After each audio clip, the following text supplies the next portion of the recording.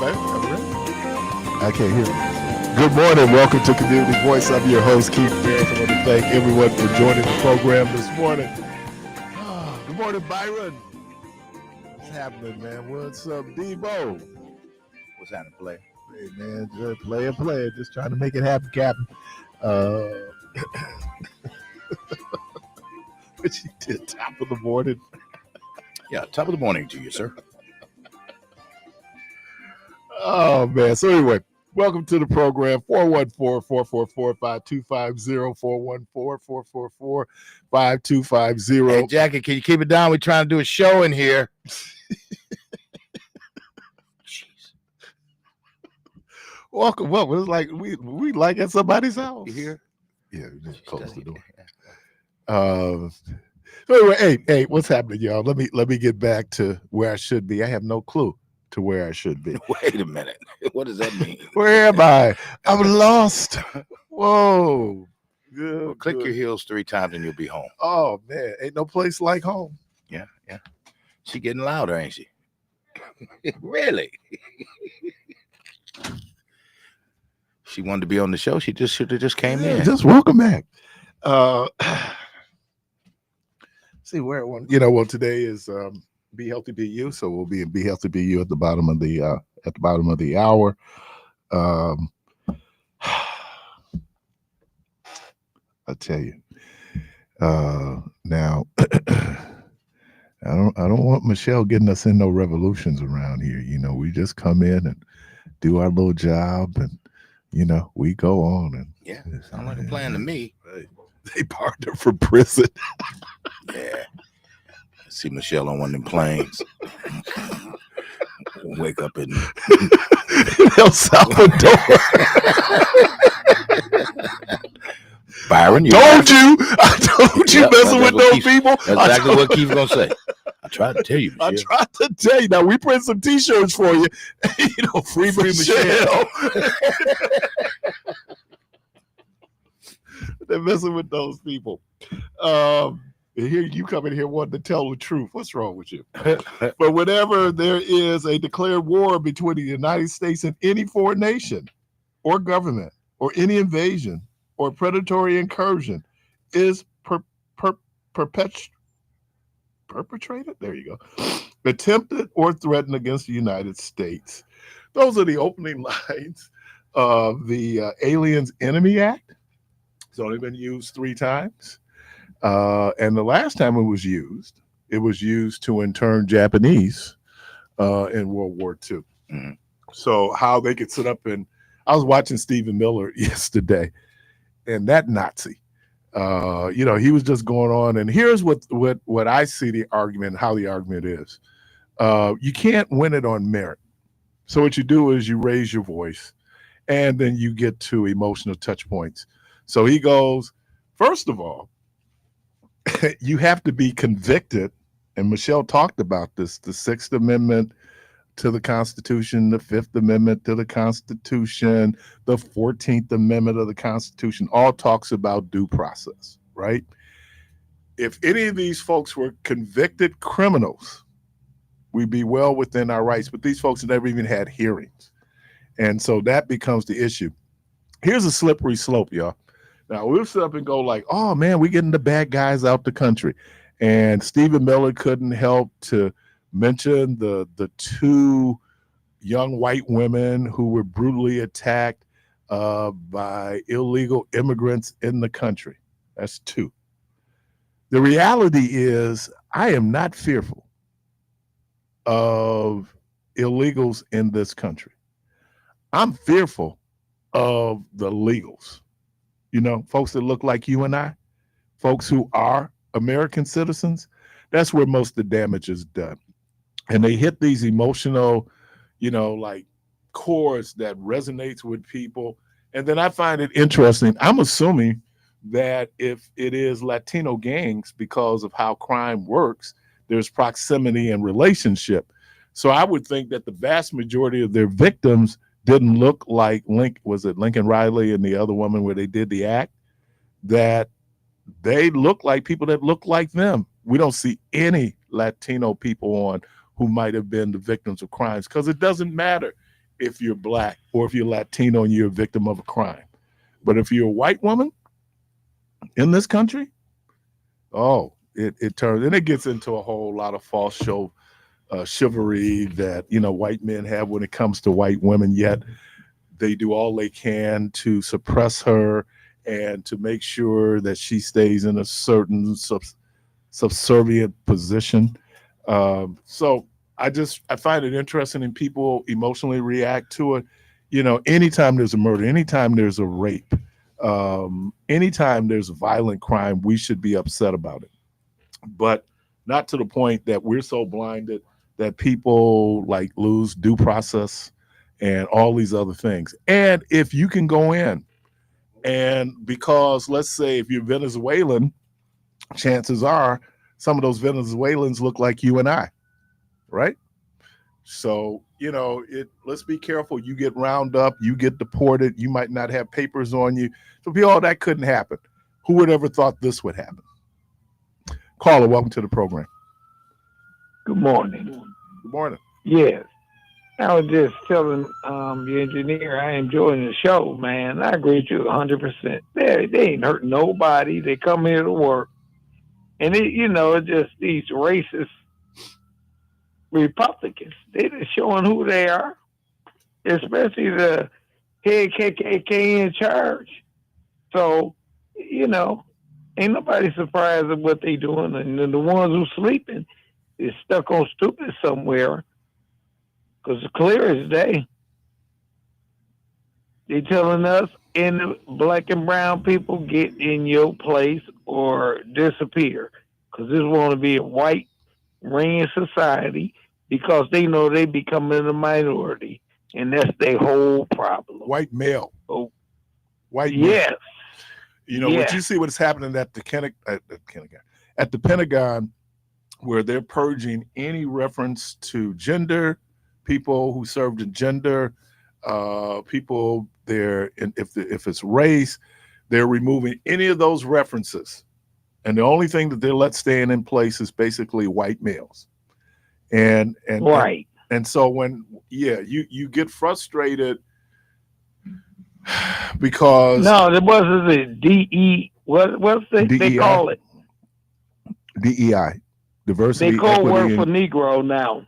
Right. So anytime you want to, and she was a DEI hire. He was a DEI hire. Yes. And so then you're able to do that. To me, every time I hear that word, they calling me the N word. Or whoever you are. Oh, wow. That's the way I be feeling like, okay, I hear you clearly. Yeah.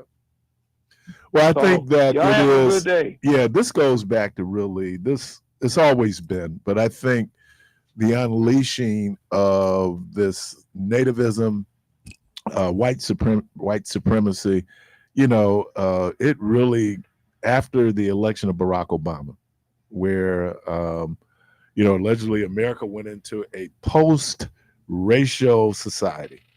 That wasn't true, because we saw after Barack Obama being elected, we can just talk about their names out there just etched in our minds, where we go from Trayvon Martin to Tamir Rice, Michael Brown, their names out there, Breonna Taylor.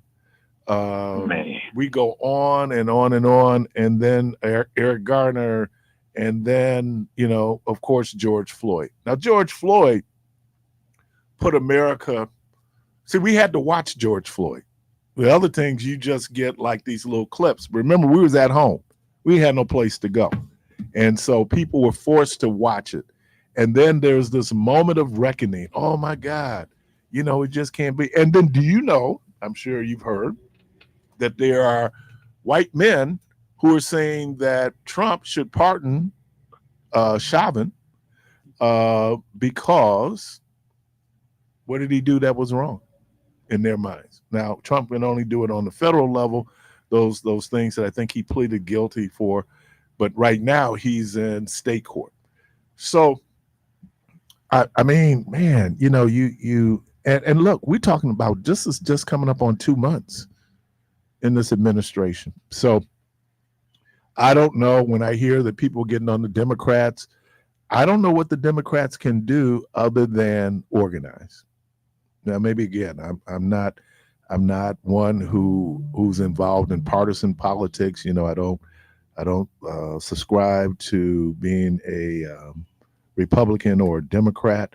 And so, but I think that if I'm looking at the Democratic Party, which I tend to vote for, um, I don't know what you can do other than organize, keep your powder dry, and wait for the opportunity. So, all right, man. Have a good one.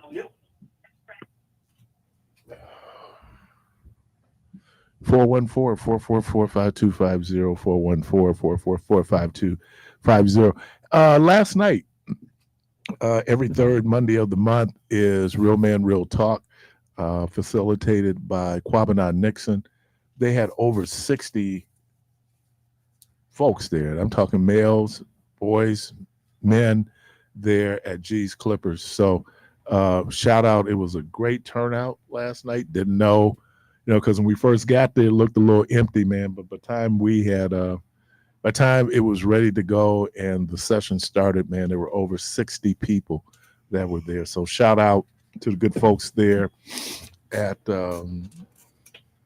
Wisconsin Community Services, WCS, Quabanon Nixon, the good folks, Tasha Dotson, I'll call her by her name before she got married, for turning folks out there, Dashiell Young and others. And last night, Clarence Johnson was there. So it was a great turnout. Good to see. Men should have these conversations. We should be able to do it in a comfortable space where we can have these conversations and not feel threatened. I know someone has suggested to me that I go from time to time, I go different places and I do presentations on child support. And the sister was talking to me. She works at one of the W-2 agencies. She was saying, what we should have? We should have a session where we have men and women. We can come in and we can have this conversation. I said, it ain't going to be a conversation. It's going to be a fight. I wish there were. Not only that, some of the men going to climb up. No, they'll start talking and then they're going to say something, because I've been in these experiences, before. You're going to say something. You're going to trigger her. And then, bam, it's on and cracking. So I kind of told her, I don't know. I think you should keep it segregated at this point. I don't know if we're at this point where we can sit down and have this conversation, where it's a conversation and not confrontation and not anger. If I've learned anything in the 14 years that I've been working with child support, is that there is a lot of emotions around child support. Whole lot of emotions. And we try to. It's not just money. No, it's not just money. It is the desolation of the relationship. There's a whole lot of things that's going on, and resenting or denying my child. There's a lot that plays into that. It gets into. Somebody looking through the window at you.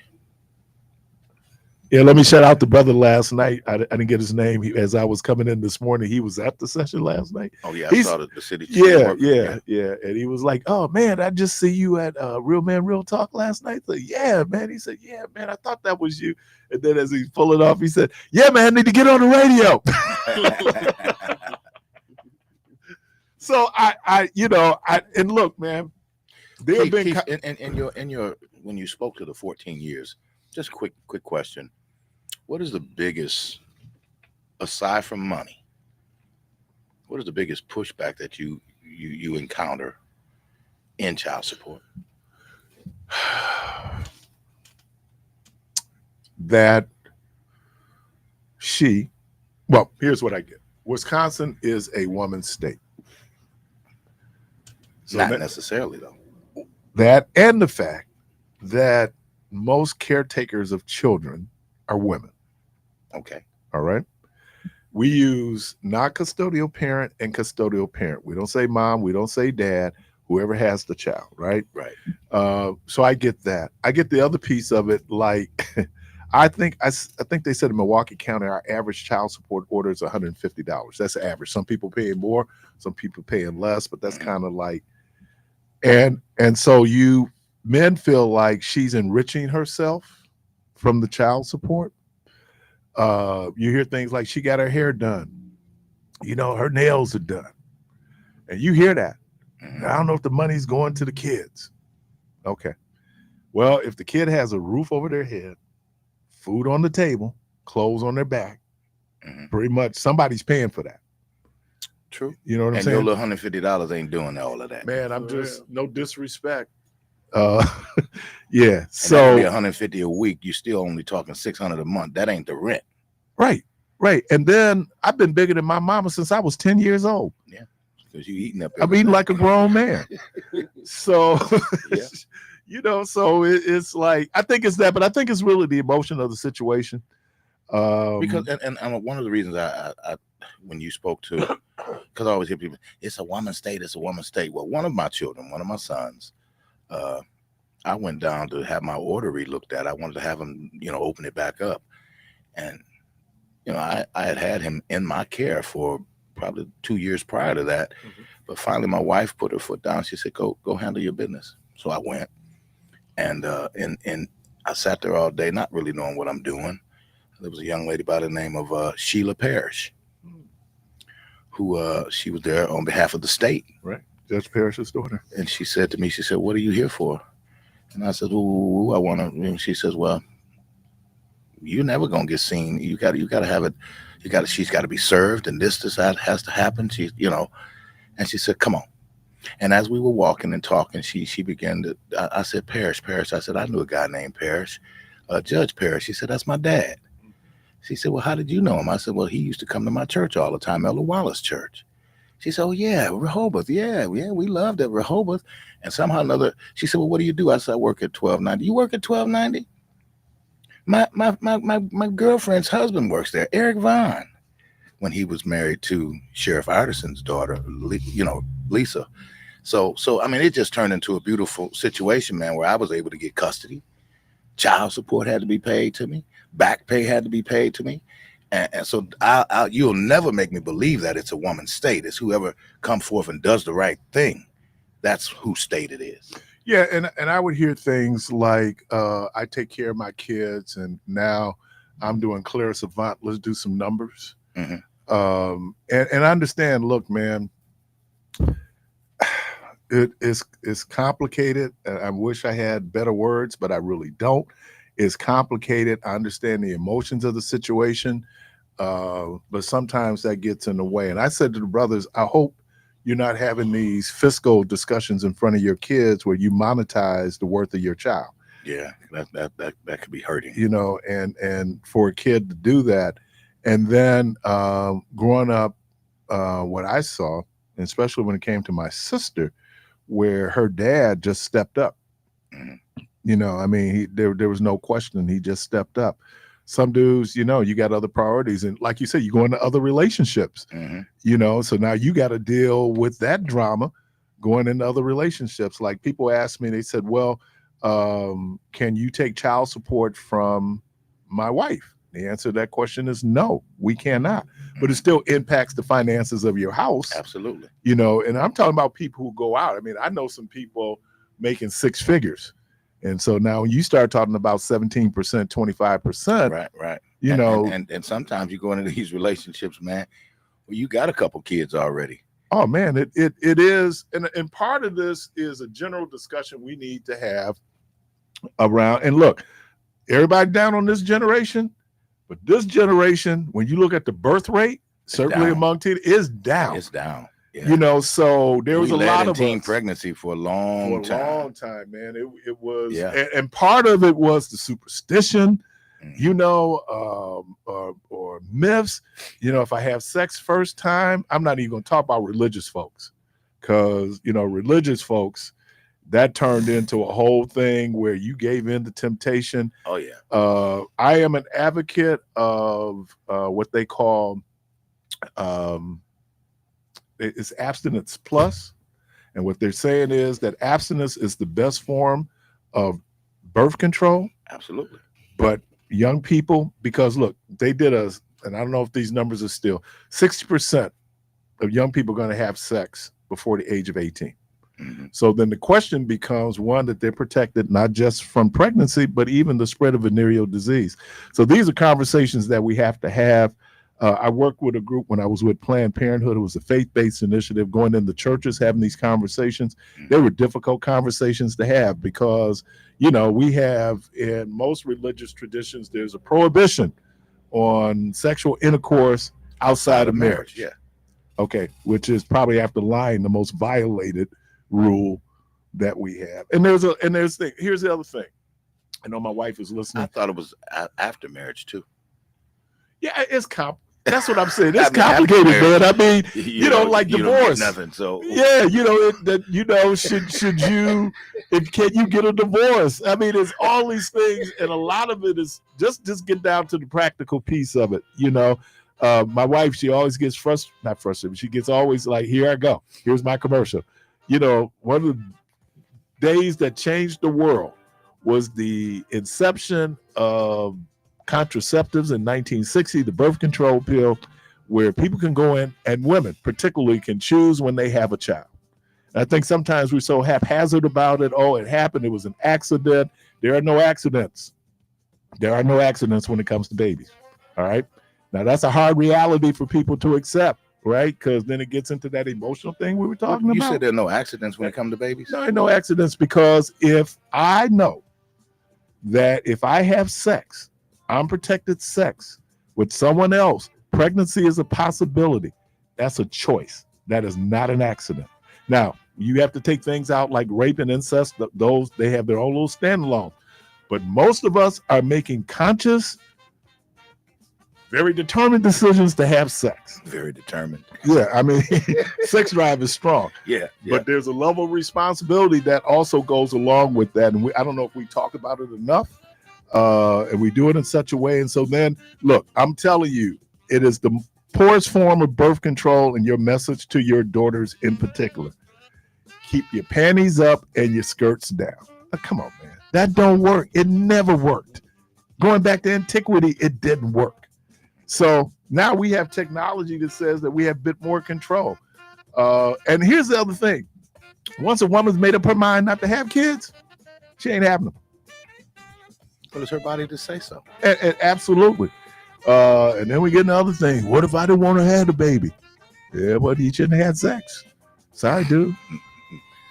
That never made me real popular. But anyway, I don't know how we went down that rabbit hole. Yeah, where did that come from? Well, I don't know. We got to talk about human relations.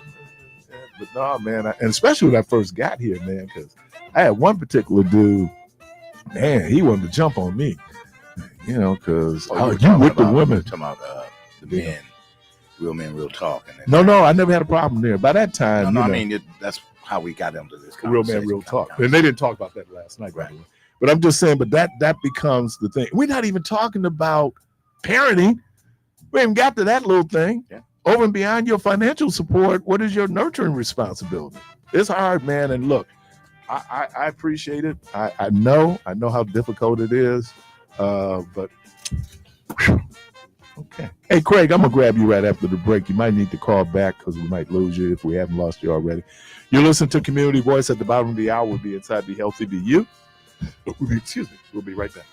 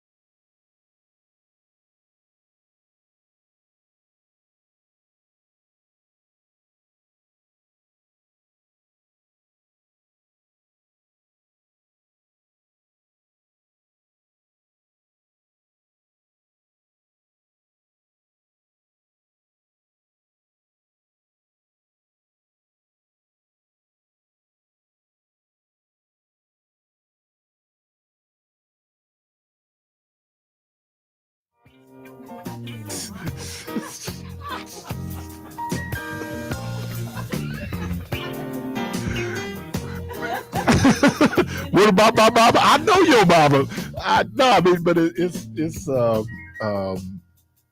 people I know real well. I say, "How your mama doing?"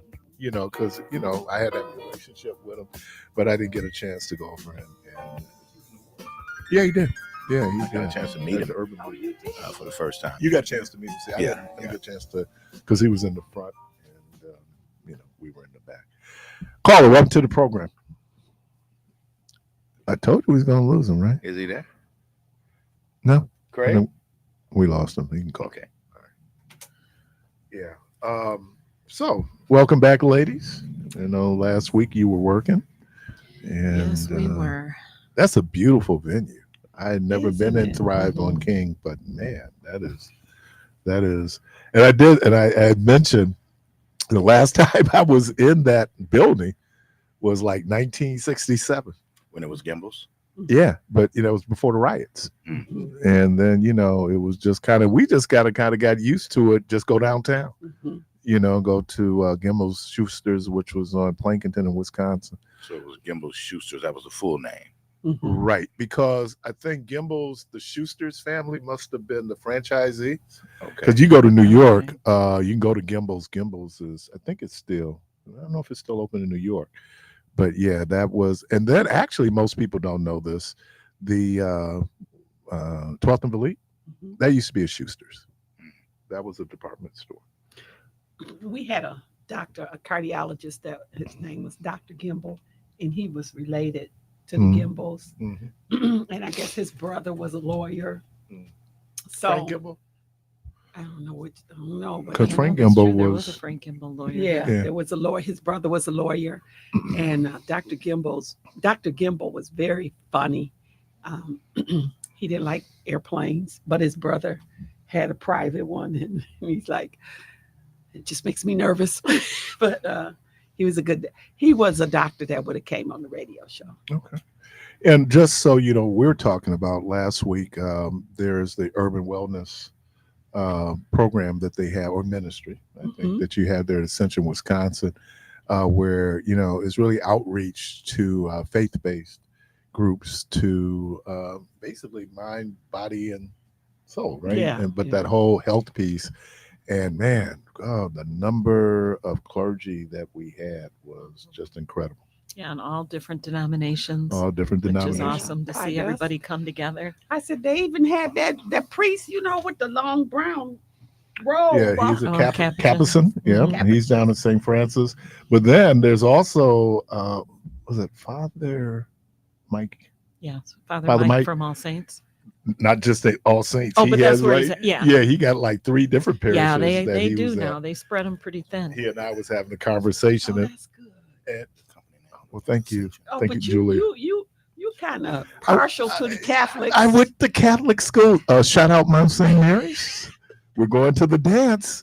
We won't be at the dance along, but we'll be at the dance tomorrow night. No, so we were talking, and I was saying that I had made mention that this must be a Catholic institution. This is a Catholic affair because not only were we on time, we were before time. Yes. Yes. Now, coming from the faith tradition I come from, Yeah, we would still be we there. still be there. Especially with all them preachers. Oh, right. We just still be there. Yeah. Yeah. I didn't come to, but it was just amazing, and I appreciate the interdenominational piece of it. That was there, but the get a chance to see many of the clergy, and I could say this, that many of the clergy there, that whole health piece, they take very seriously as part of their ministries, and so that was, and so thank you all for extending the honor of being able to be your MC. Well, thank you for accepting it. Did I have a choice? Probably not. mm, No. But we need to do one live one day. Really? Yeah, I want to do one live. Because we have done live with all of us. We did a couple things over at Bader Yes. where we did live broadcast. Hey, we said what we can work out to be able to get out. And our I think our churches, a lot of churches are in transition. You got a lot of senior pastors that are retiring or about to retire or uh, leaving us. Because some of them may leave the pulpit unless they dead. You're right about that. And then we have new pastors coming in, younger pastors coming in. And so they want all the help they can get. You know, they're pretty open. And I think it is, we have this issue around health, but we're also right now, whether we want to or not, we being the faith community, we have issues around justice and where a lot of people are. So I think being able to raise the educational and awareness level of the importance of health becomes real important, to have these kind of conversations around folks and do it at a level depending on where you are. Some churches, based on how they're situated, they're better able to do it. Other churches, this is something they've never done before. And I say this, that I am really excited that I see the Pentecostal tradition becoming more and more open to these types of outreaches because of just the tenets of faith, how they operated. But I think great job for getting, and I know there were ministers who I talked to afterwards. Oh man, I know about it. I would have been there. So I think it's a great thing. Man, it hit me like, Keith, that could be a ministry. So, we'll see. I think you would be wonderful at it. We do need pastors to take the lead to be leaders in that, because in the climate in which we are right now with our government, we're going to have to go back to the old days where like the church was your foundation, where you got your information, where you got your support. The church did a lot as far as even when people came up from the South, the churches in the North would teach them how to live in the city, and which was a job. Which is also the formation of the Urban League. Yes. I mean, same. So, and I had that back to back. Yeah. It was like bookmarks. I was with you all on Tuesday. We were at the Urban League, the Whitney Young luncheon, and talk about the Urban League's history, but and helping people acclimate themselves. Isabel Wilkerson, who wrote the book Cast, also I think it's Warmth of Another Sun, talking about the Great Migration and how people who got to Chicago, if they were there a week before you got there, they looked down on you because you just got there, because you don't know how to act. You country. Right. So being able to do that. And here it is. This is Keith, real advocate, understanding that faith has its lane. Science has its lane. I'm only saying science because we're talking about medicine, health, those kind of things. So I think you all are doing a wonderful job in terms of that messaging. And even the parish nurse, where you have people who are affiliated with healthcare systems and they have nurses who are assigned to the churches. So again, thank you. It was. Thank you. I keep telling you, thank you, because of your personality and your popularity. I do have tens of listeners. Well, even as we move more into the South Side, we've been on the South Side for quite some time now.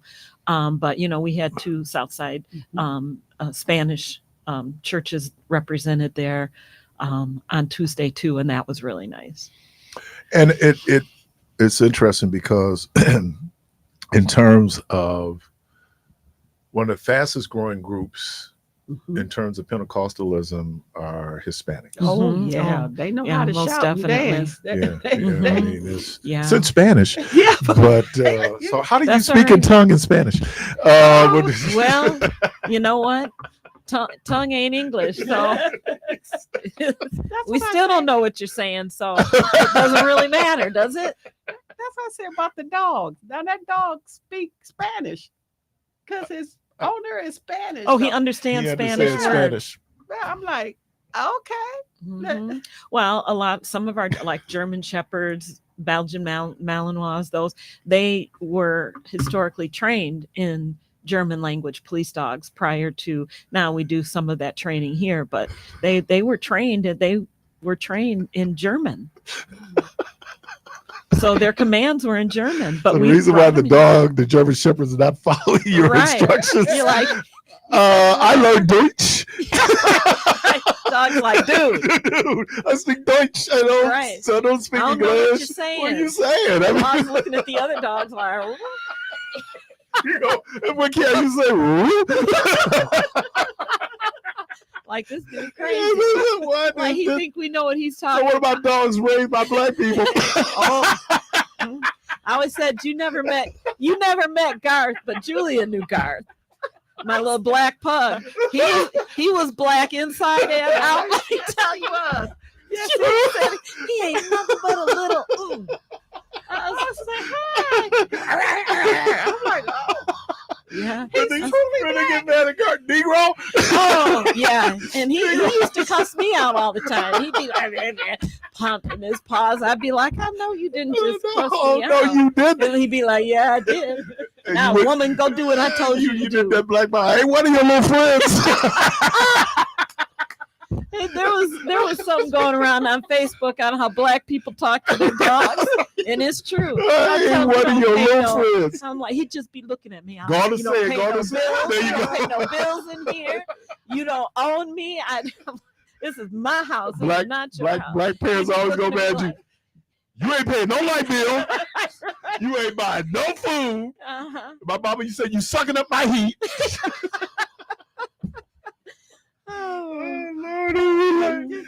I never thought about that. A German Shepherd might not respond. Right. Be like, whatever. Irish setter expecting you Celtic, like, whoop, whoop. But they learn. They learn our language. But they were historically trained in Germany with German language. Our police dogs. Yeah, Mhm. I could. Did you see that one? As somebody showed it to me on something where this woman is saying, when you don't look at me, you talking back. When you don't acknowledge that I'm talking to you, you're talking back. Right. She kept saying he's putting the dishes away, and when you give me that look, you talking back.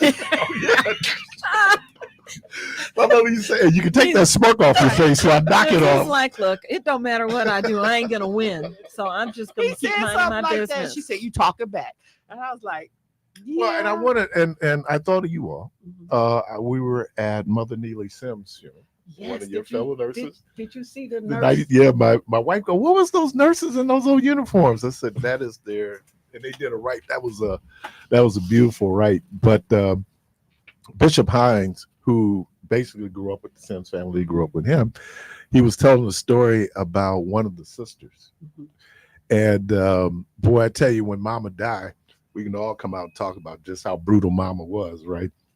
And so the sister was doing the dishes, and she was getting water on the curtains. And I don't know where her mind was, but she's getting water on the curtains. And her mama said, I think it was Sam, she said, "Are you aware?" And she's just doing the water. She said, he said she popped her upside the head. She said, "I'm aware."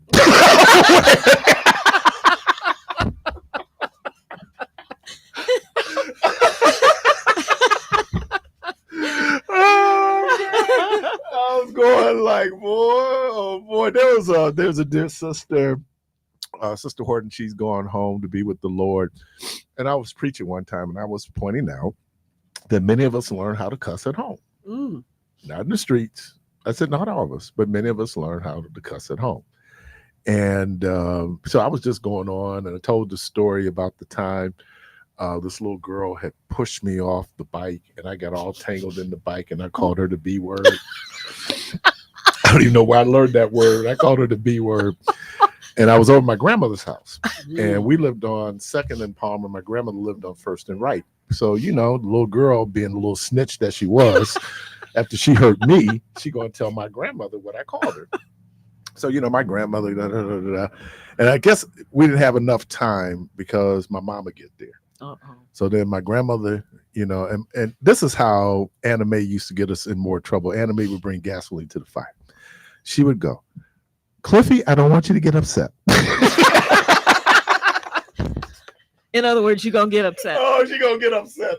So she told her what happened. So my mom came to pick us up, and she got off from work, and now we're walking home from First and right to, I want to say, Palmer Center. My mama was cussing, and then my mama said, "I don't even know where you learned how to cuss." And you like you. No, I learned my cuss words from my Aunt Vora. Sister Horton said that she said, Keith, I hear what you're saying. She said, I would ask my kids to do something, nothing happened. She said, then I come back and I tell them to do something, nothing happened. She said, when I started cussing, things started moving. Things started moving because Mom was serious. But no, that was too funny. Are you aware? I am aware. I guess that lick upside the head made you aware. But I wanted to get to talk about that because they did the Nightingale Creed pledge that you all did. It was beautiful. I mean, it was very emotional. Yeah. So did you see it? I don't know if you saw it. Well, yeah, I've seen it before. It was. I didn't see this one, but I've seen it before, and they were Caucasian, right? And then we're going to have to get some African American nurses to step up and take those. But even historically, because she got that degree from Alverno in 1975, Mother Neely Sims. She had to be like the only one, right? Oh, yeah. But obviously she had relationships because one of the nurses knew her to the point that Dr. Sims performed their wedding. Oh, yeah, it was so.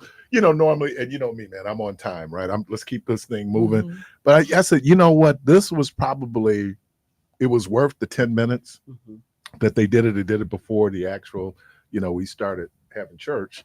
And so I just thought, but I thought of you too, the work they talked about in terms of being nurses and that whole thing, but the candles and then, at the end they blow out the candles. It was really moving. Called for duty. Yes. You've been called to duty. Yeah. And you would hear that. And I was like, wow. So that was, just based on what I experienced on Tuesday and then getting a chance to see that there is a ritual that people have when Rhonda's dad died. He was a Mason. He was an Elk. And he was one more. Mason, Elk, Shriner. Oh, a lot of Masons. Yeah, my dad's and all that. A lot of Masons end up being Shriners. So all these guys were they were all in the same lodges, basically. So they would just go out, change sashes. Call the meeting in order. All right. Same group of people. But to be able to have that ritual, whatever that ritual is, we were in Sunday school. We were talking about this whole thing of the rites, RITES of churches, right? And how a lot of times we honor the dead. But from everything that we were hearing, this woman really led a triumphant life. And her impact was felt by so many different people to the point where you get Paul Morton here, DeMarco Morgan, Neil Robeson. We're just talking about the singers and the different folks there. And I know a lot of the clergy, they were there, which was real interesting because, again, talking about interdenominational, where Church of God in Christ and Baptist Church. Now, everybody know, if you know anything about the history of the Church of God in Christ, you know that the founders were Baptists. I hate to put it this way. Who got saved? It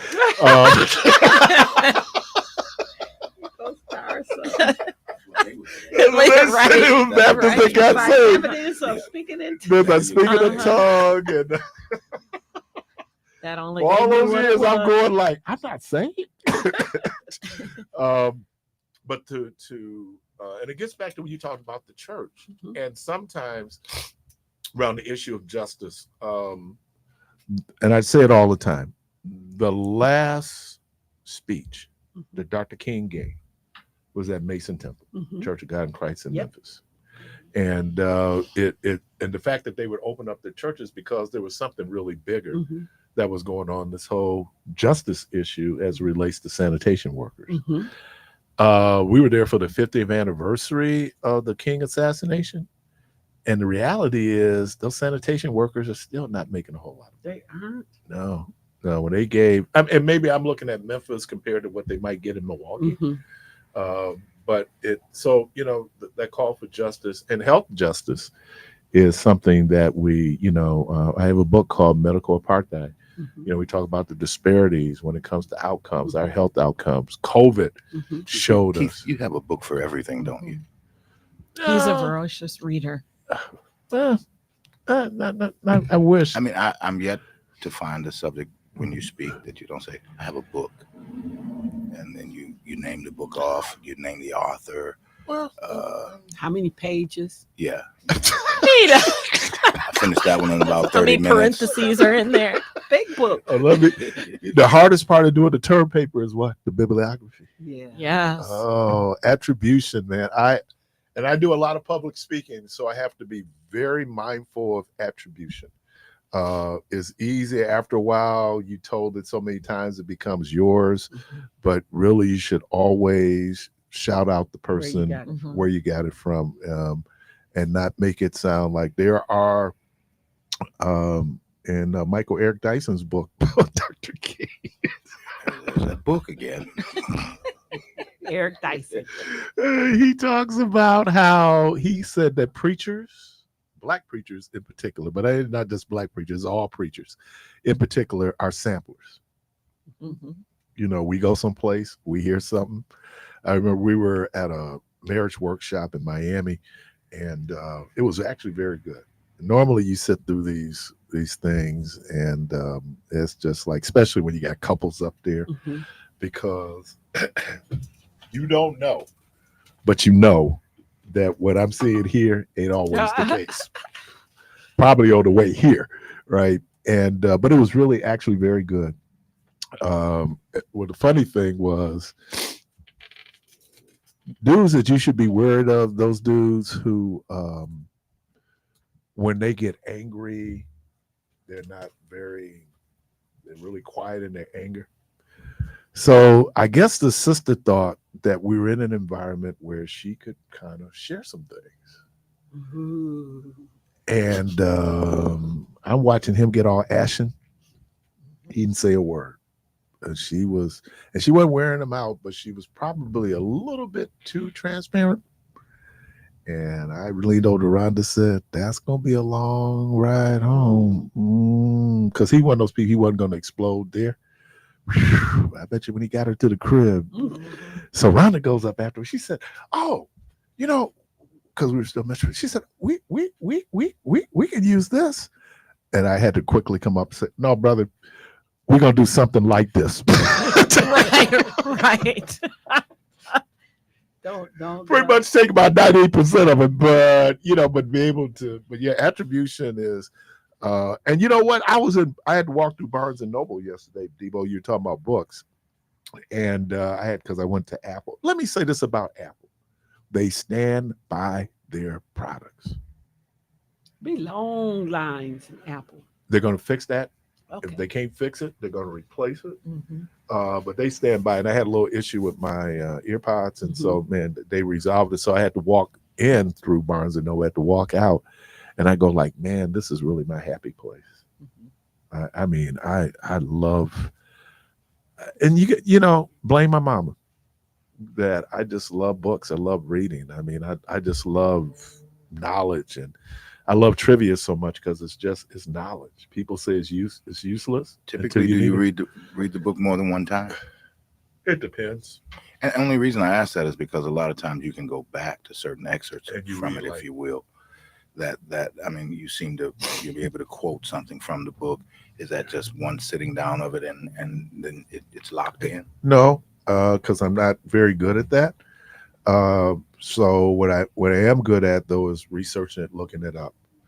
I'm not good at. There are some people, their gift is oratory, where they can do it because they remember. Like if you're an actor, you remember your lines. Mhm. I'd be the worst actor, Mhm. you know, because I don't remember my lines. That's why I admire when I see plays and I go, you do the same thing well every night and then twice on Saturday. That's got to be difficult. Yeah, Well, it's also a and I was just skill. thinking in the back of my mind, even with that, it would come back to nursing, if you will. I mean, a lot of what you all are able to give us in the way of information, is it because of repetitiveness or seeing it so often, or just because you know it? All of the above. And critical thinking, because medicine evolves daily. I mean, everything changes. What we knew, or what we 10 years ago Thought was we very knew. different than it Mhm. is now. So it's a constant learning, and some of that is by experience. Mhm. Some of it is, Julia knows I'm a Kisa book person. I'm looking things up all the time because I love to learn, and so I'm always looking up things. And but it is just, you're just constantly learning. My aunt Matilda, my father's sister, my father's only sister, 13 brothers. Mm. She's the only girl, Poor child. but she loved my mother. She said, Oh, "Oh, she child." yeah, she loved my mother. And so when I finally went down to, I think I'd gone down after my father died, but I went down my freshman year in college. I went to visit them in Kentucky, and she loved my mama. And she said, Keith, your mama, she just a smart. She just a smart. They thought, and that's what I kind of feel like when I'm talking to you all. Like, man, you all are really smart. I wish I was that smart. I'm not. Yes, you are, in a No. different way. Absolutely, yeah. That's okay, slugger. No. I'm saying that there is there's so much that I don't know. You read all the books. Yeah, I mean, we're different. It doesn't mean that we're know, smarter than you. You know how she's talking to you like her. Oh, don't worry about that. You should just go right across the street. Oh, to my the little special ER. guy.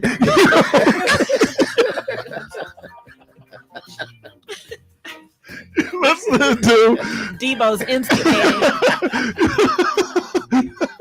You'll be There'll fine. be a fight when we get off the air. my mama called me special. She said you can take that any way you want. My little special guy. You're listening to Community Voice with Simon B. The Healthy BU, Miss Julia Bates, Miss Brenda Buchanan. We'll be right back. We thought I-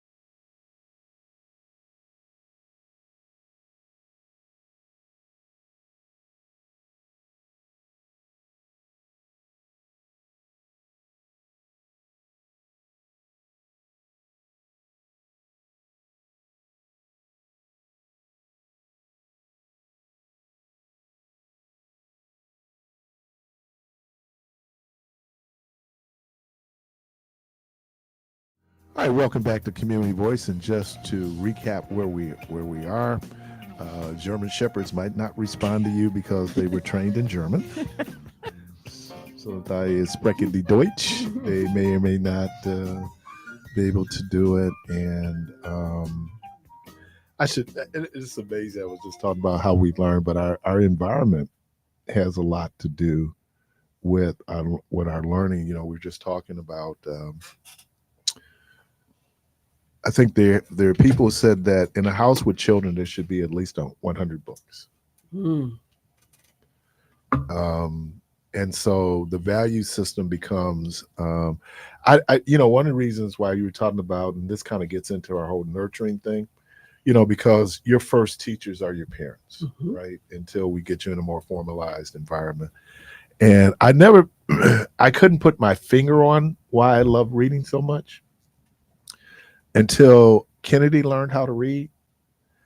And what Kennedy got from her learning how to read was the positive affirmation she got from that. When we just sit there and go like, wow, she could. And so then it becomes a positive learning experience. I know that there's some people out there who say that, we should do negative reinforcement. That's one of the reasons why I hate math, because that's what my mom employed to teach me math, was negative reinforcement. And so I began to just really hate math. I associated it with pain. What do you refer to as negative? Like she was teaching me how to count. And if I missed a number, she would hit me in my hand and tell me to start all over. Because my mother just could not understand how any of her kids couldn't count. She just, but then you counter that with the positive affirmation I got from reading. So I think it's the whole nurturing piece. Let's get the caller, and then I'm going to, because I think this is a great segue into what we're going to talk about today. One of the things the kids are dealing with when we start talking about vision. Caller, welcome to the program. Shalom, family. Good morning. Hey, thanks for taking my call. I had to call back. At first, I wasn't going to, but what I heard you say before the break about you being smart, and I just have to ask the sisters. It's Brenda and Julia, right? Yes. Right. So y'all been there long enough with this brother to know that Keith ain't right. There's something wrong with him, and in all of your medical studies, you have had to come across whatever the condition is that this brother is suffering from. Are you insinuating something there? I'm not insinuating. Do y'all need my medical card so you can bill my health insurance? They have had to come across it. I mean, listen, he ain't right. Can't name it. Now, let me preface that by saying we love you, brother. I love you like a brother. Yeah, but one of the smartest people I know. Little guy. I mean, I'm thinking there's something to do with that Scott Irish that's in it. Well, next week I'm gonna come in here with those. Remember the bully striped shirts they put in the little guys? So I have my little bully striped shirt on. Hey, slugger! You're okay. But my mother called me special. I said, "Is that a diagnosis or is that a compliment?" I'm trying to. There it is. Depends on which day she said it. With the helmet on. But you know what? It's interesting, Craig. And I don't know, you've heard Dr. Joy DeGruy. And she talks about part of our humility as descendants of enslaved Africans goes back to not wanting to get in trouble, and certainly I didn't know that my mother was proud of me. I had no clue. My mother would never, because my mother would never tell me that. Because my mother was always fearful of you getting a big head, thinking you all that, and but then like I found out later, there were co-workers. My mom and I both ended up working for the county. And so when they closed down County Hospital, a lot of those people came to work at the Department of Health and Human Services. And then we go, oh, Miss Cliffy talked about you all the time. And I'm going, Keith, right? Because there's Gary and Francine. You're talking about Keith. But I understood where she was coming from in terms of that. And I'm not saying it's right or wrong. I'm just saying it's a cultural experience that we have where we're talking to our young folks and what we feed into them. I don't know, you can do SMART, what's the Mensa, right? The people with high IQs, they're in Mensa. Yeah. I don't know what my IQ is. I would have to go back in and see what it was. But in certain areas, I was really just a voracious learner. My basketball coach said one thing about Keith is he paid attention. I just, and then there's be other times, and maybe there's that thin line. Then there's other times it's like, dude, what are you stuck on? So I appreciate that, Craig, for all the support that you're giving me, brother. Words that start with a P. Because I heard you struggling earlier about, what was it, predatory or perpetrated? Or perpetrated, yeah. And part of it is near cursive. Another reason why we need to stop teaching it. That I was reading from like the Alien Enemies Act that.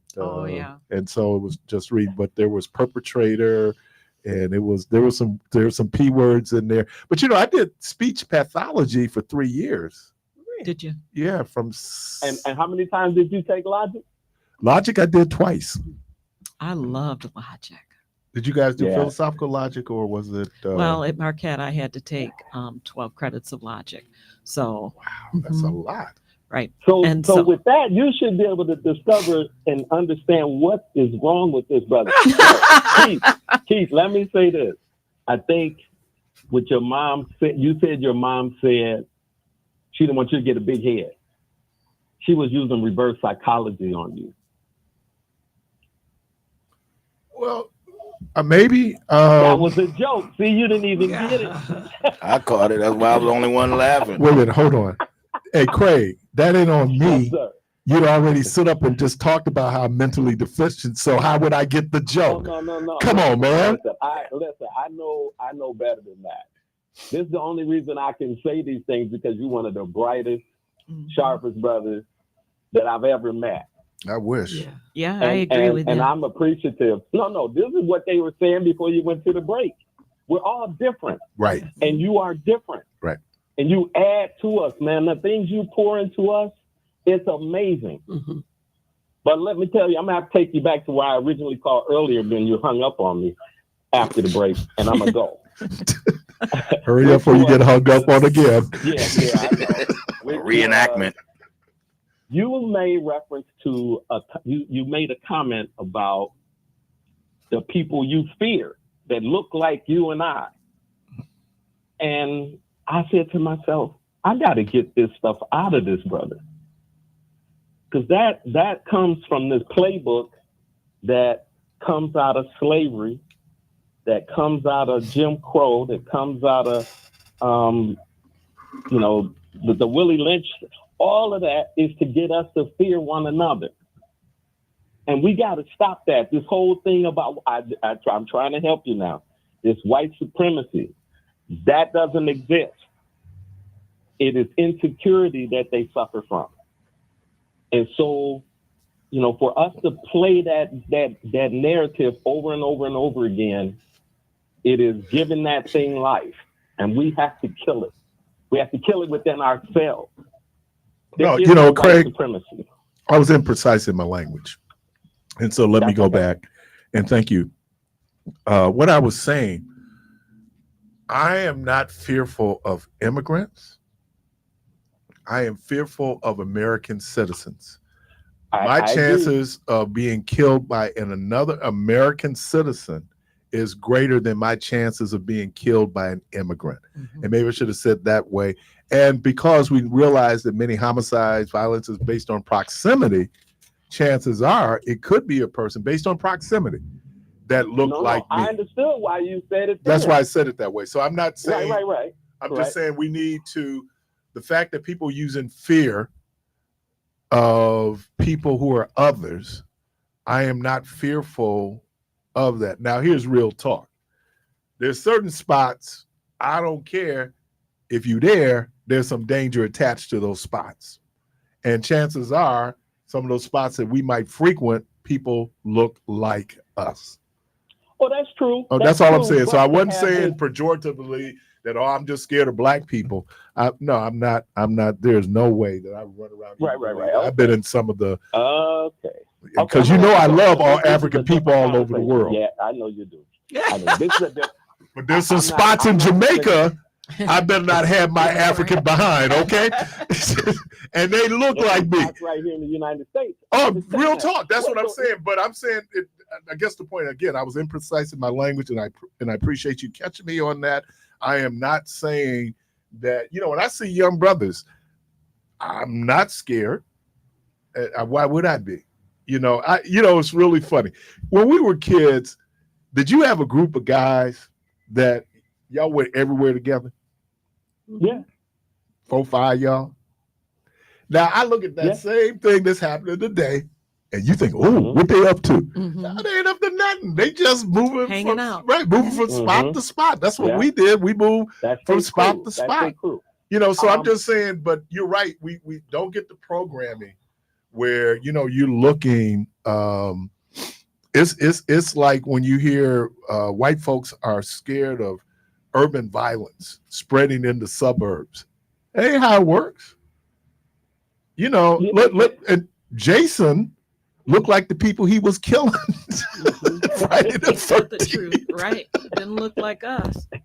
And we didn't get one back there. If you watched Friday, talked about Dr. DeGroot and the damage that we've suffered as a people is perpetuated when we cannot say hello to one another. Right. Across the street, I cross the street because I see a group of brothers come and sisters, and these are the things that they want us to do. Right. And I'm saying we're going deeper into that hole rather than coming out of it. And it is becoming a problem because of the things that the other side is doing. This is the way they intended for it to be. And we are the ones that have to become aware of that. As you said, somebody slapped you upside the head and says, "Are you aware?"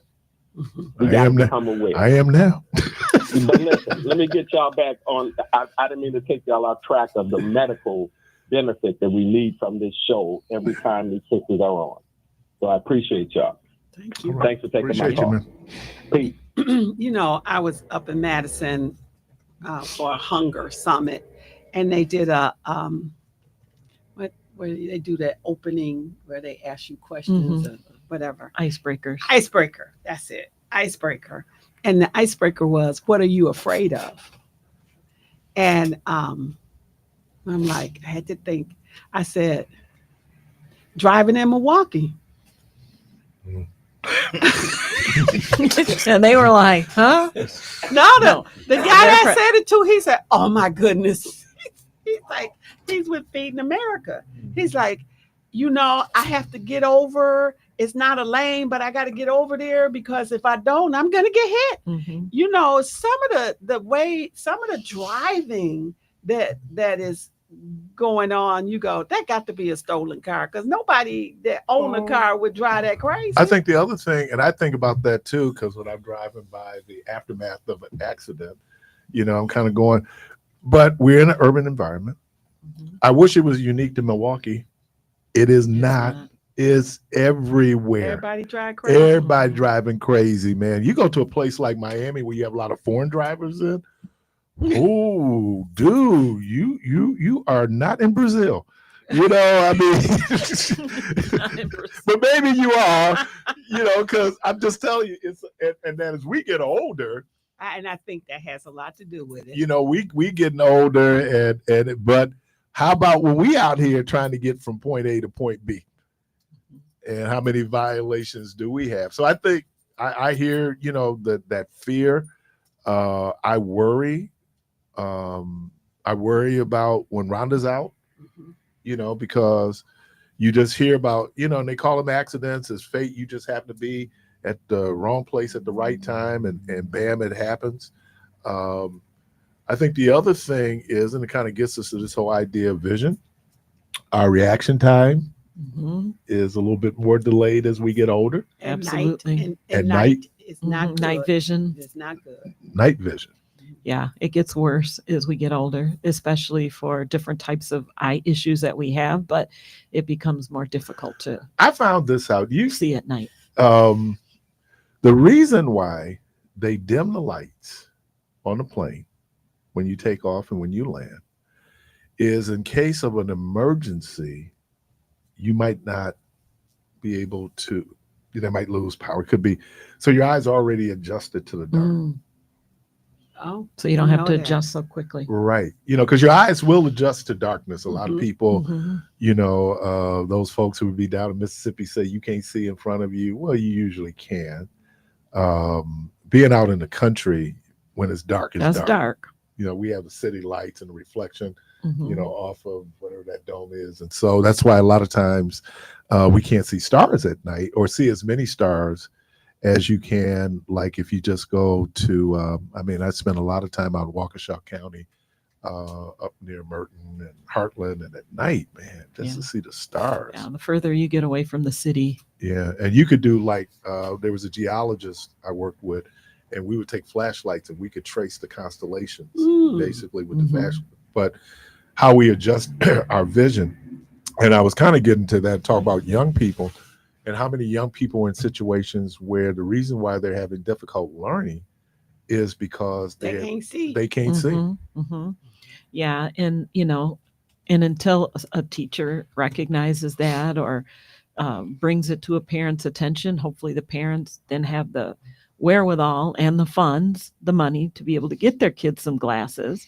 And then you got to get kids that are willing to wear them. It's a little more acceptable now, I think, for kids to wear glasses, especially if you can get them a decent pair of glasses. But, back when I was a kid, especially, your parents gave you whatever you was the cheapest pair of glasses. That's So what you wore was- glasses? Now, I started wearing glasses for distance when I was probably in 8th or 9th grade, but I did not up until I'd say my late 40s, 50s, did I have to wear them all the time. My we used to have vision tests in school, and then they would recommend to your parents. So I did my vision test. They recommended I get glasses. They say he can't see at all. Right. But Brenda just pointed something out though. I lost those glasses, and I was blind until I was, I went into my 30s, and I just adjusted, but I would miss exit signs.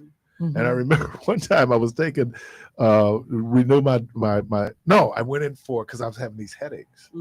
And so the doctor recommended I go and see ophthalmologist. And I went in, and she was going, how were you able to legally drive? Yeah. Without, correction in terms of our glasses. So the vision piece becomes real important. But a lot of those kids, and even the men I work with, we do things, and I'm doing a presentation, and they're not wearing glasses. I'm like, dude, I understand, but you need glasses, man. And if you're farsighted, you probably do okay in class because you can see the board, so they may not pick up on it. They're not seeing you having difficulty with reading up close. But if you're nearsighted, then they tend to pick up on that because you can't see what's on the board. And I don't know if it was for you, but for me, and Jimmy Turan and Pat Harris, we were in the back of the class because we were the biggest. And so we were in the back. The fact that I was even able to learn, to pick up what I was able to pick up. But yeah, because you're in the back. So those things, and it's impacting because there are a lot of kids there. It's not that they're not able to learn, it's they just can't see. We're not even going to talk about kids can't hear, but not able to see. So the whole vision piece becomes real important. And I know today we talk about cataracts and glaucoma, but just getting back to general vision, and how we should go in and get eye exams. Yeah, and I think it's especially important with our kids to start out early and get them their eye exams, because often, like you said, you started having headaches, is when you noticed. I started having issues with the sun. I couldn't tolerate the sun, so I always had to wear sunglasses because of the astigmatism. And that's kind of how I got in, kind of found out. But it's our kids, they don't know it's different because that's all they know. They don't know all of a sudden I can't see very well. That's just the norm that they've grown up with, so they don't necessarily know. And so we have to pay attention, and we all need to get, we talk about cataracts and glaucoma. Those are the big things, but there's so many other day-to-day issues with our vision. So if your mom is blind as a bat, is it safe to say you may have? Certainly, there's some genetically and families. Yep, and there's if your mother wore glasses, you might be wearing glasses, depending on which genes were passed on to you from your mom and dad. And so they probably need to pay more attention, because you see little kids now. And I apologize, I shouldn't say your mom blind as a bat. But. Well, no, that's okay. She might be. No, Mama couldn't see. Don't start, Keith. She saw enough though she could whoop your little butt. She could see that she wasn't that blind. But you see, kids now they're so better at treating kids who have a lazy eye, or who have nystagmus where their eyes kind of cross over, or things like that. There's special glasses and patches, exercises to be able to teach them how to strengthen the other eye. Back when we were kids, you didn't really have that. Nowadays, it's so much. You heard it, man. Cross-eyed Jimmy. Even in the Bible, didn't they say Leah had weak eyes? Well, who did he love? Leah, or he was in love with Rachel? He was in love with Rachel. That kind of gets us back. Lazy eye, and he was like. Never like, just keep He's like, is she looking at me, or is she looking over? Can never just keep it straight. There he goes. Now somebody got a lazy eye in the Bible, and I don't know if she's looking at me. I had one of my friends was dating a guy with one eye. Would you stop? Please don't. Please don't. And she was sad. He's looking at me.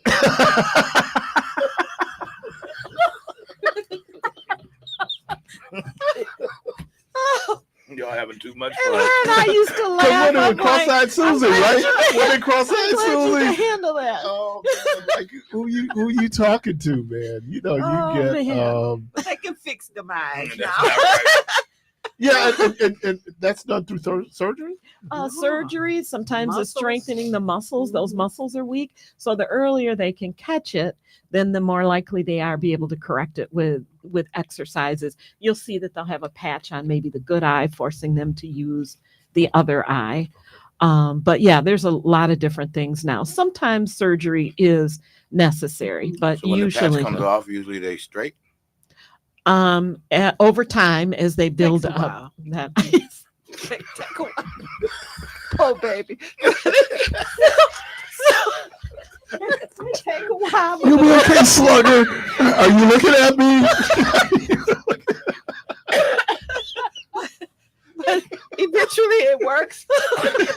Eventually.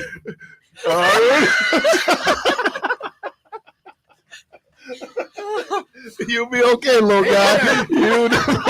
Hanging it is the trauma of our youth, where kids are brutal.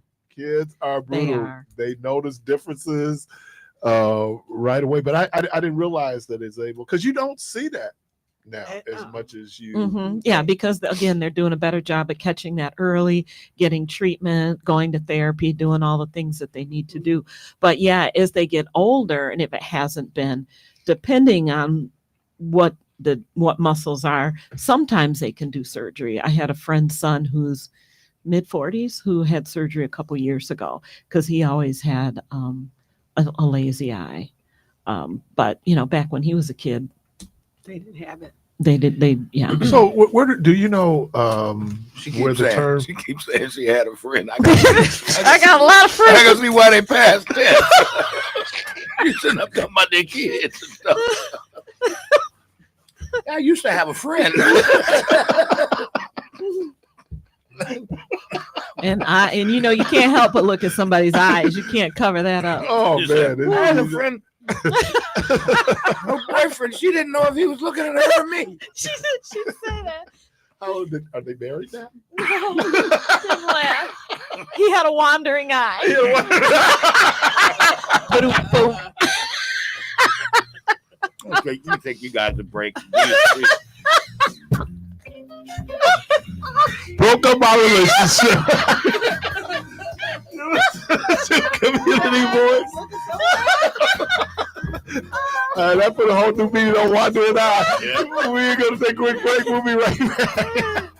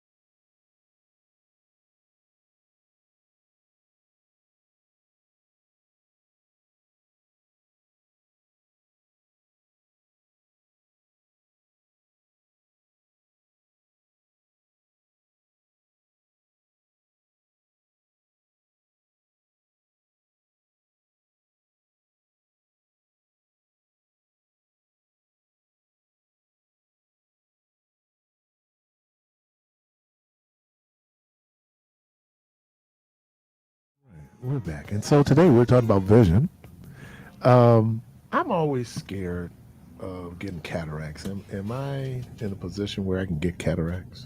Most people, the majority of the population, do develop cataracts Oh, at some point. no. But if you reach 80, more than likely you're going to have cataracts. There are things smoker, that, too. smoker, diabetes, High blood pressure. yes, high blood pressure. Those things make it even more likely. But most people, by the time they reach 80, have had cataracts, and it's really not that bad. It's a pretty simple surgery nowadays. It's incredible. People, once they have their surgery, I mean, immediately the colors, the way they see is just so much better than what they want, because those cataracts generally come on very slow. And so you just kind of get used to the dulling of colors, not as much light. You don't really think as much about it until all of a sudden it's fixed. And then, you can see better. I know Julia said when she got hers, she went home and looked at her husband like he had some work to do, some painting and some, things, because you just see. Should have left your behind blind. I don't know what he said. He said, left your. Told you not to get that. Oh, now surgery. you can see. Yeah. There's a metaphor too in life. But also if you have an injury to your eye, Right. you're more likely to develop that. That's why it's really important. If you stick something in your eye, you remember when I did that, Julia? Remember my eye? It was horrible. I had to go to the eye doctor. I had a bunch of drops. It was very painful. They put some drops in my eye for the pain, and I had things to take for a couple weeks. But you can if you don't get that addressed, you can have some long-term damage and complications. So if you injure your eye, you really should see an eye doctor. So if you go to your primary doctor, they're going to send you to your eye doctor, because they don't have the expertise and the equipment to look and see what kind of damage is done. I always mess with them when they tell you to cover the eye and read. And they said, read what you see on the wall. I go, what wall? Wall? Is there a wall there? What about? I'm sorry. They can correct some of your vision problems with the cataract surgery too. So some people that wore glasses, once they had their cataract surgery, they don't have to wear glasses. What about the people who are going in and they get the laser surgery to primarily correct what is it? Farsightedness. Nearsightedness, usually, yeah. Does that what? Does it work? Is it lasting? Oh, it's incredible. Everybody that I know that gets it absolutely loves it. They've even come a long way in that now. One, is cheaper than it used to be, but two, they can do the double vision, whereas before they really mostly corrected nearsightedness. Now they can do both. There are some possible side effects with that, though. If you have dry eyes, your eyes can become more dry, so you might need specialized eye drops. And then sometimes they can Side effects. There's side effects to everything. There's side effects when we turn on our car and drive down the street. May fall off your ear, may fall off. Why do they do that? Because they have to by law. They have by law years ago. They don't let you hear it, really. Yeah, but they have to. It's in there though. They have to put it out there. Yeah, and you know what you can do? You can just pause the TV. Slow it down. Yeah. You can slow it down or run it back. Yeah, but it is. I know many people. Oh yeah, by the way, you may die. Yeah. Yeah, that one that they had where it was just like, well, damn, I don't know if I should take the medicine because all the side effects that you talked about. But the thing with the side effects though is the majority of people don't have those. That's the what ones they that they say. list. The ones that are more. We got a skeptic over here. You need and it. who's they? But if you follow up, if you notice any of that, you know that's why it's important to read that little leaflet too you get with your meds. They tell you the common side effects. Nausea is always one, right? Nausea, vomiting, those things usually go away. But then there's some that if you experience this, you need to call your doctor, and people need to call. And their I don't know doctor. why I want to think that Viagra was like the first one that I could remember. Where if this erection lasts more than 4 hours. Greater than 4 hours. Well, that's probably why the law was passed, because men had some bad experiences. And we know when men have bad experiences, things get done. And so, yes. It is Women's History Month. Yes. When a few too Yes, many we are men women. should come into the ER, for lack of better term, to be deflated, they Deflated. happen. Well, you know, it's funny because when I had stroke, I don't know if they were thinking about giving me nitroglycerin. They know what's going on. So they asked me, had you any Viagra and go to work?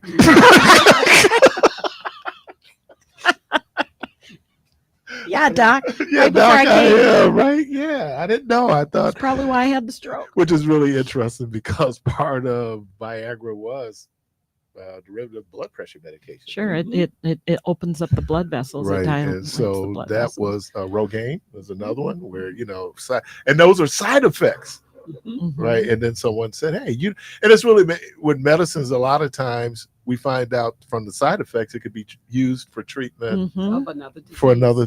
Because I was surprised at the number of people who have vertigo, they take Valium. Mhm. My brother, he experienced, so he got Valium. It was kind of, but I didn't think Valium was created for that. It was something else, correct? No. And and again, vertigo can be for different have different causes. Mhm. And so depending on the cause, the treatment might be different. Is different. When we talk about glaucoma, now that's really tied into diabetes, blood pressure. You don't have to. There's lots of things that can. The smoking, one of the things we said, poor diet. A lot of things can lead to glaucoma, but it is there, and there's more than one type of glaucoma. But it is a little bit more complicated and a little bit more, and it's very threatening to your vision if you don't take care of it. Long-term damage, can it be corrected? It can lead to blindness. Mhm. So you don't usually correct the damage. That's why you want to get treatment right away, but keep it from getting worse. So when you talk about that, because we do know that there are people who have acute diabetes who then experience blindness. How does that then? Mhm. Is that That's usually from the blood vessels. And so sometimes if it's acute like that, we've had people come in once they've gotten their blood sugars down, their vision has improved significantly. That's acute. Over time, though, if you're having like a glaucoma, that's something like that, that's a little bit different. But we have what we call diabetic retinopathy, and that affects the blood vessels behind the eyes. and what's the treatment for that? Just controlling the diabetes? That's But they still have to go in and Mhm. zap those extra blood vessels Mhm. back there. And sometimes you have to go in on a regular. Mhm. And you would think, wow, that should be painful and terrible. But I know people that go and So it's not that painful at bad. all. Mhm. They get like little, they can get like, what do you call it? Little aneurysms Okay. in those blood vessels. And you want to get that taken care of. And And it's again, we talk about how when people develop lasers, it wasn't necessarily to use for surgery, it was for some other things, and then people found out you're more precise. We were talking about mom and a gallbladder, and now how you just basically rip the bite. Now you don't have to do that. Sure, healing's much faster, so much better. anytime you have stomach surgery, it is a long recuperation period back in the day. And now they do where they just poke holes in. Yeah. When I had my surgery, like 3 little stab wounds, basically. I was watching a documentary, and we're just kind of all over the page now. I was watching on Donna Summers. Mhm. Donna Summers died of lung cancer, Mm, which today Donna Summers probably would not have died probably would. from lung cancer, in terms of the advancements that they have made. So it just kind of shows us where we are with things. In the past could be death sentences. And then we realize now with proper medical intervention, a lot of these things could be either mitigated and in some cases eliminated. Mhm. I like how you said that. That sounded really well. Well, right before I flunked out of medical school, Learned a few things. learned a couple of things right before. And that's why we stress primary care physician, and because they'll tell you should have an eye doctor, you should have a foot doctor, you should have a heart doctor, you should have this kind of doctor, because knowing what your primary chronic disease is, they would know which doctors should also follow you besides them. Mhm. And the specialist, that's their specialty. And so they know so much more. They're up to date on new treatments, procedures, studies. They just know so much more. Even like I think of like orthopedic specialists years ago, you had an orthopedic doctor, they did hips, knees. Now, you've got one that specializes in doing knee replacements. A friend of mine, her knee doctor just referred her to one who specializes in redoing knee replacements. The more they specialize, the better that they become. And so we really sports it's become, it's so much better yeah, and than orthopedic it used to be. medicine is amazing. It used to be, and that's what we keep saying, used to be, that when an athlete had a torn Achilles, it was they were done. That Mhm. you never recover. ACLs, you could get back with an MCL, but ACL. But now, man, it's just like you never knew the person had surgery. Mhm. Now the recovery time takes a little bit longer in terms of, especially in sports, because not only do they want to recover, now you have to strengthen. And get back that to where you were. right, Mhm. and then the whole mental part of it, where you trust that the surgery has taken, in terms of people going out. But And people who are very physically active, like athletes, basketball, football, a lot of their mental health, because of the release of all those good endorphins and everything from all that activity, affect how they feel, both physically and mentally. And all of a sudden that's gone too, their ability to exercise in the way that they did. So their norm of how they feel physically can be affected too. And so mentally, that's a part of who they are, their everyday life that's changed, not just the healing. so when I go in, obviously, I don't know if they're still doing it, but if I go to an ophthalmologist, do they still do the puff? Mm-hmm. They Not do the the puff. Some still do the puff. Some have a different machine where they actually kind of touch your eye and they can read the pressure. And it's real funny how these things all connect. Like you go to your podiatrist, and they can check your feet and say, you might be dealing with diabetes. Mm-hmm. Or if you go to ophthalmologist, they're going, hey, you could. They'll tell right away. Right. Mhm. So Hypertension, diabetes. how these things are all interactive, and it gets back to the importance of having a primary care physician, the importance of regular checkups, where you can go in and get on it before it gets on you. But people, so And listen to them. So many times people tell me, I ain't taking that pill. Well, you need it. why wouldn't they want to take it? They don't like the side effects. Oh, there's some people that's just their mind. Everything you give them, they're like, I ain't taking that. I had a person in my diabetes group that her friend told her she was taking too much insulin. That dose was too high. So here her blood sugars are, really extremely high, like 300-400. Well, you need to take the insulin that was prescribed for you, because they base that off of your numbers, your health history, all of that. Not that, I can't look at you and say, girl, that insulin is too high. It may be too high for me, but not for you. Well, that's And the so- problem with you dealing with your neighborhood doctor who's never Mhm. gone to medical school. That Mhm. and overcoming fear. Yeah, fear But I is think huge. the fear of death is a little bit greater to me sometimes than the fear of a side effect. Mhm. Because if I'm experiencing a side effect, I'm still here. Mhm. All right, be healthy, be you. Miss Julia Means, Miss Brenda Buchanan. Thank you all. Thank you. Byron, thank you. Yes, thank you. No problem. Debo, thank you as always, sir. We love you, T-Bone. Hang in there, little guy. You're gonna be okay, Tiger. We're gonna get that eye fixed, baby. Don't worry about that. Be all right. No, you've been out there with wandering eyes. So again, let me thank everybody for being part of the program today. Hey, to the Lord willing, the creek don't rise. Hope to talk to everybody tomorrow. And as always, go from this place in peace.